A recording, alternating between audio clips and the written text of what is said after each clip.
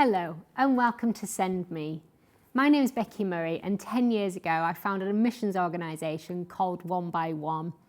Over the last decade I've seen God blow us away again and again and again of how He's stepped in when we've stepped out. Sometimes saying, "Here I am, send me," can come with its challenges, whether that's in the area of provision or different circumstances that hit our lives.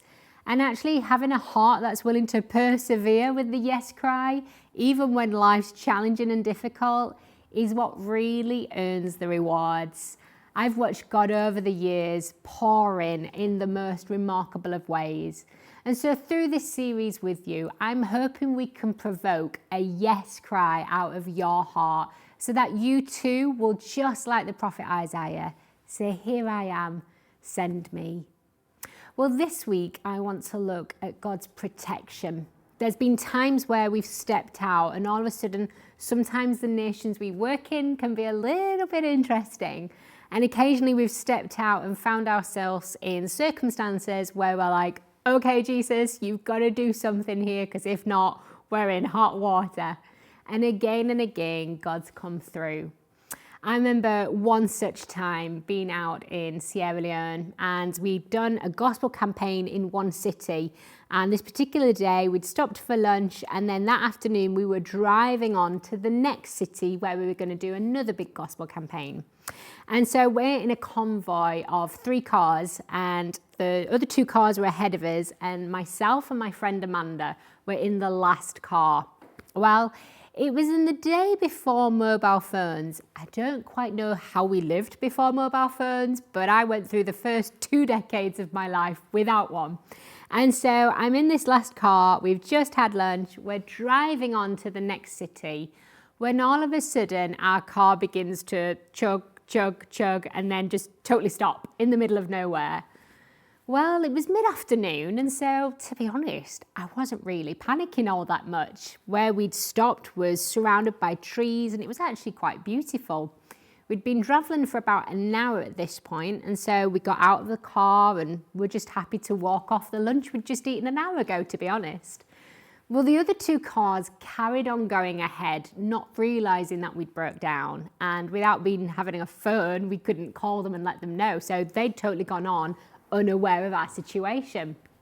Well, we were strolling around and just exploring the area, taking it in, and because it was the middle of the afternoon, we weren't too bothered. Well, our driver had opened the bonnet of the car and looked in to see what was going wrong with the engine. So he stood looking in under the hood of the car, and he'd realised that there was one certain wire that went from the engine to another part of the car. Forgive me, I'm not at all mechanical, so I know nothing about cars. But it was this one wire that went from the engine to another part of the car, which was really serious. And it was that particular wire that had fried up and was no longer working. And so he'd said, well, I could walk back to the city because that's the only place I can find a garage that may even have a wire that we need. But in order to walk back, obviously it's an hour's drive away, so it's going to take me the rest of today to walk back there, by which point all the garages in the city have closed anyway. This means we're going to be here overnight. Well, as I say, I was okay, I was chilled out about it until our driver, who's a local, started panicking. Once he started panicking, I started panicking. And he said to myself and Amanda, he said, "I think you need to get in the back of the car and duck down, because where we are is not a good area." And by now, mid-afternoon is now turning to dusk. Now in Africa, when it gets to dusk, once that sun's set, it is dark really quickly.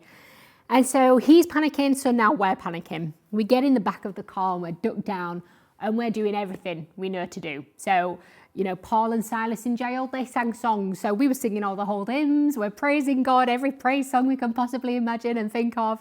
We're trying everything. We've prayed all our powerful prayers and nothing seems to be happening. And we're moving nowhere. And we're in this dangerous area, stuck in the back of the car. This is not a great situation.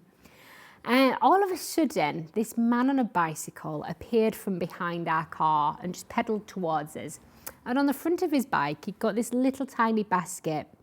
Well, he saw our driver with his head looking into the engine to see what was wrong, and so he pulled his bike up to the side of the road and he came across and asked what the problem was.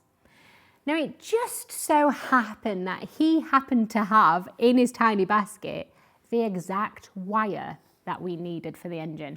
And he just so happened to know how to fit it.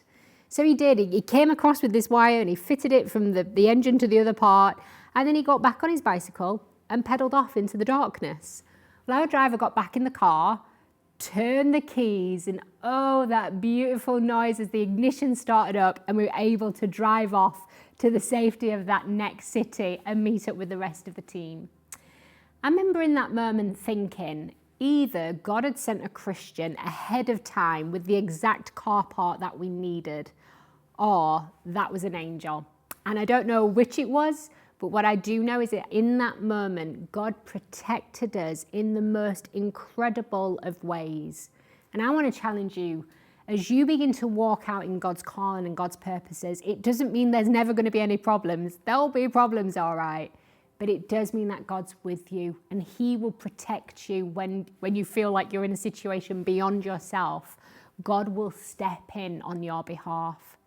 I want to read a scripture where God does this for someone in the Bible who's walking out in their calling and suddenly they face a challenge. So turn with me, if you have your Bibles, to Acts. I want to read Acts chapter 28, and I'm going to read from verse 1 down to verse 6. Now, it's Paul the Apostle, and at this moment in time, Paul's been preaching the gospel, and as a result of that, he's landed now in prison. He's now a prisoner, and he's on his way being transported to Rome. Well, while he's being transported in the ship, they run into a storm and he's shipwrecked. I mean, talk about life going bad. He's a prisoner after doing nothing wrong. He's a prisoner. He's now on a ship being transported to Rome and it suddenly hits a storm and he's shipwrecked. Let's pick it up from there. It says, now when they had escaped, they found themselves on the island of Malta. So this is where they've been shipwrecked to.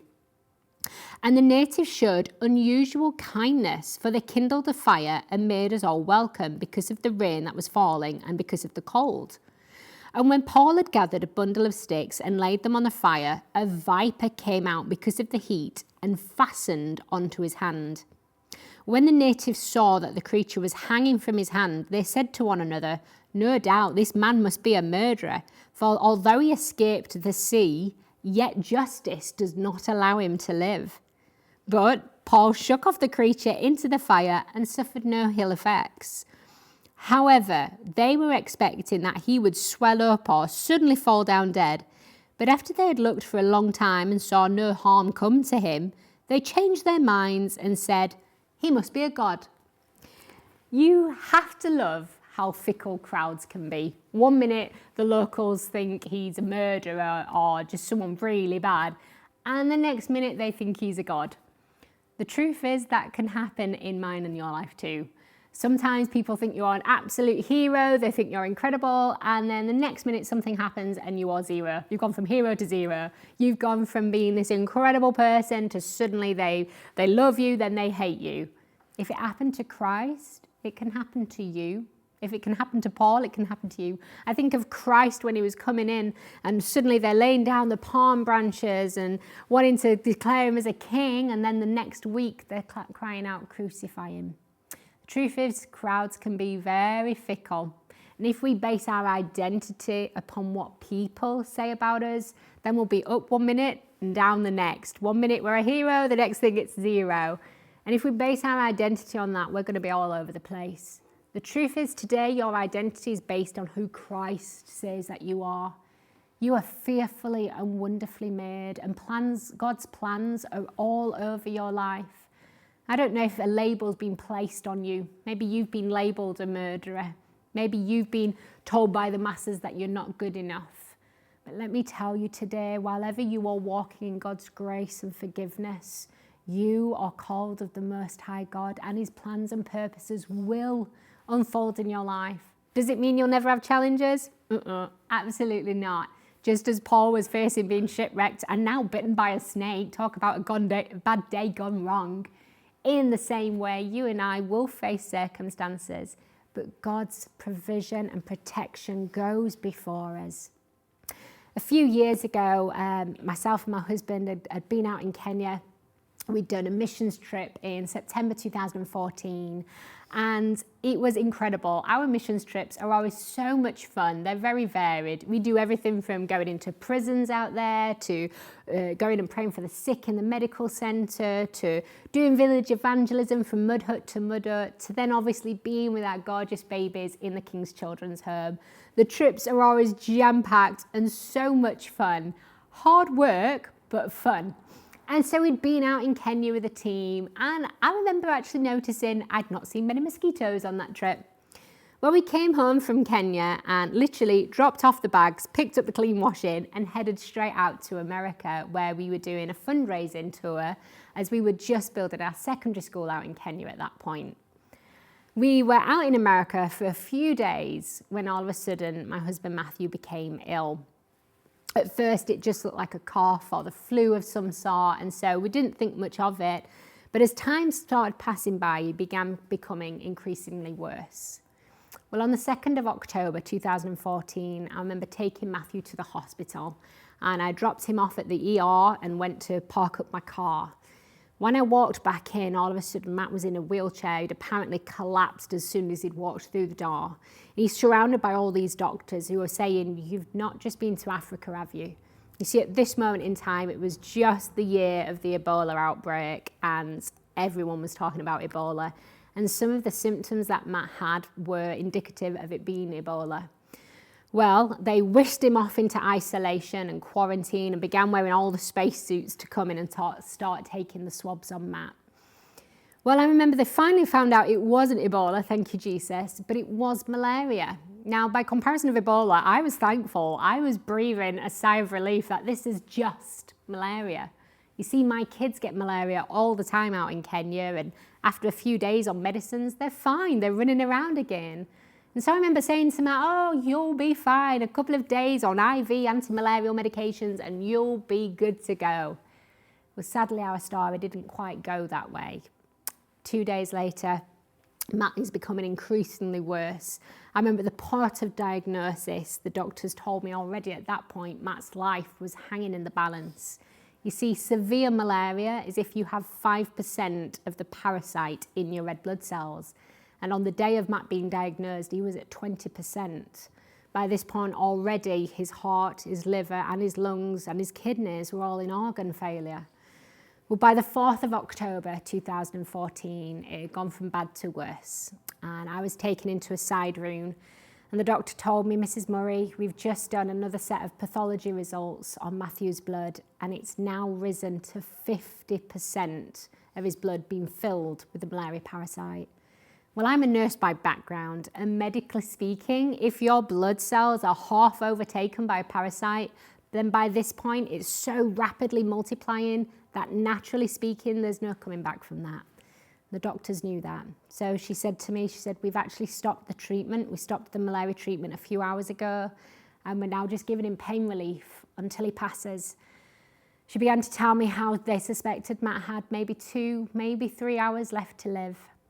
I remember in this moment, it just felt like every dream and every promise was shattered on the ground. I remember thinking, this can't be, not my Matthew, not my husband, this cannot be. See, Matt was 27 at the time, and he was fit and healthy and strong and well, not my husband. And every dream and every promise was suddenly shattered. I was determined. I didn't want to go into Matt's room and be hysterical. I wanted to compose myself as best as I could in a situation like that. I was hugging this trash can, I was hugging this bin and just retching into the bin. I was so full of shock, just couldn't believe what I'd just been told. I was trembling and shaking and just crying and sobbing into this bin as I'm holding it and just hugging it. And I didn't know what to do in order to tell everyone back home. You see, I needed to tell all Matt's family. I had to tell all my family. I had to tell all our close friends. I wanted people to be praying for him. And so the quickest way of telling all these people in our life was to pick up my phone and just put something out on social media. So I did. I picked my phone up and just typed into social media, "Urgent, please pray for Matthew." I put my phone down, and it took me a good while to really get a grip as best as I could in that situation. As I say, I wanted his last few minutes on this earth to be peaceful and beautiful. I didn't want to be hysterical in his room. And so I put my phone down and began to console myself and then try and get as strong as I could so that I could be with Matt. I walked out of the room, and all of a sudden a nurse, as I walked past the nurse's station, she gave me this huge smile and she beckoned me over. And she said, "Mrs. Murray, I have no idea what's happened because we stopped all the treatments hours ago.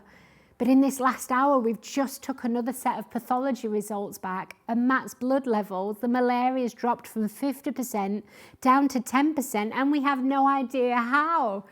In that moment, I remember saying, I know how, as I knew God had done a miracle.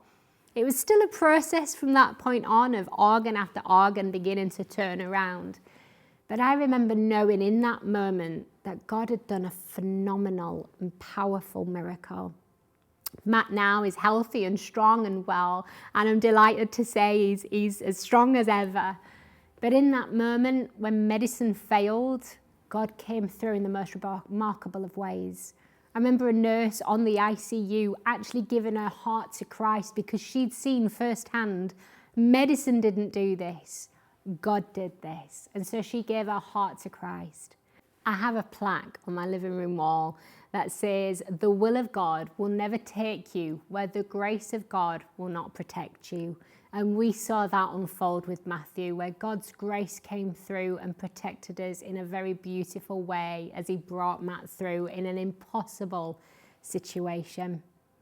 I think sometimes we can believe God for the big things, but actually it's the small things where we struggle to find the faith for. But I want to encourage you today, God's in the detail of our lives. I remember whilst we were going through this very interesting situation where my husband is dying, having this moment of a breakdown in the car where I'm driving to the hospital and I suddenly realised I don't have any money for fuel and my gas light has been flashing since the day before. It suddenly dawned on me, if I make it to the hospital, I don't even know if I can get back home again. And I don't have any money to buy even a glass of water today. What am I going to do? And it was so insignificant by comparison of my husband's dying, but it was the straw that broke the camel's back for me. And I'm sat at this red traffic light and I just had this total meltdown at God. I am absolutely sobbing my heart out. I remember this guy pulling up at the side of me and just staring at me. He's probably thinking, is she on the edge of a nervous breakdown? I couldn't wait for the traffic light to change. It finally changed and I was able to go after I had my absolute mess of a breakdown. And I arrived at the hospital. And as I walked on, I remember walking into the ICU area. And before going in to see Matthew, I always had to go and stop at this certain desk and get permission to go in. I think they do it in case you walk in at a moment where they're resuscitating or something dramatic. And so I came up to this area and I said, okay, I'm here to see Matthew Murray.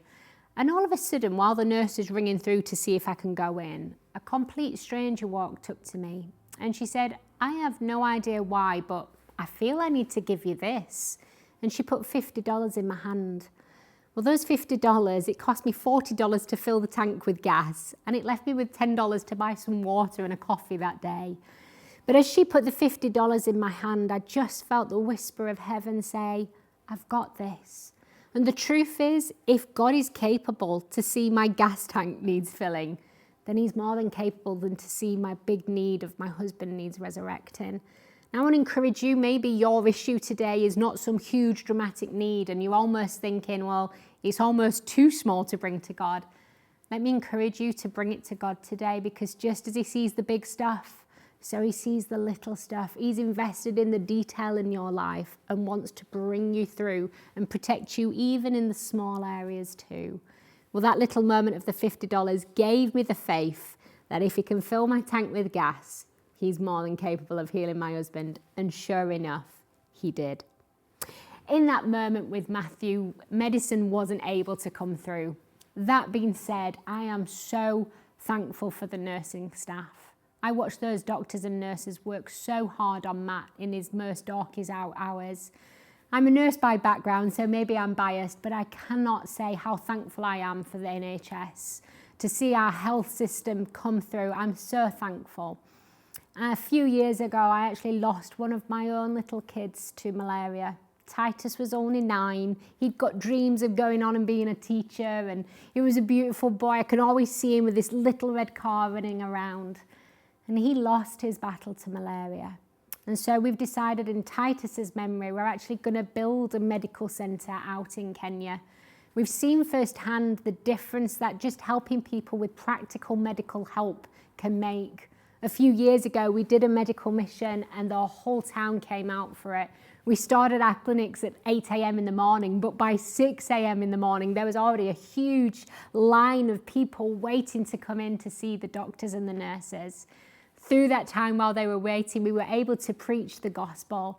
Years later, our village is still talking about the time where we brought free healthcare to their village. It was an incredible impact and such a practical way to reach our village with the love of Jesus Christ. Well, I want to show you a little video clip now of that fun medical mission. So why don't you watch this with me? We're going to remove a tooth. He's got what we call a supernumerary tooth, an extra tooth that's giving him some pain in his mouth, so we're going to remove that. That medical mission was so impactful on our village as people years on are talking about what difference that made to their lives. I've been out there as I've watched 9-month pregnant ladies in labour walk for miles to get to a medical centre, only for it to be closed and they have to turn away and give birth in a mud hut. And after both Titus and seeing the needs medically in our village, we decided to build a medical centre. We know that God's going to pour through that place in a very practical way. The medical centre will be predominantly for our own kids, but when the government clinic in the village is on shut down, we can also help people in our village and very practically reach out and help them. Let me encourage you, maybe you're sat there thinking about doing a missions trip. Why not check out the website onebyone.net and have a look at trips that we're going to be doing in the future. Maybe we need what you've got, whether you're a doctor or a nurse or a teacher, or maybe you're sat there thinking, I don't know what I can offer. If you can hug a kid, I'll take you.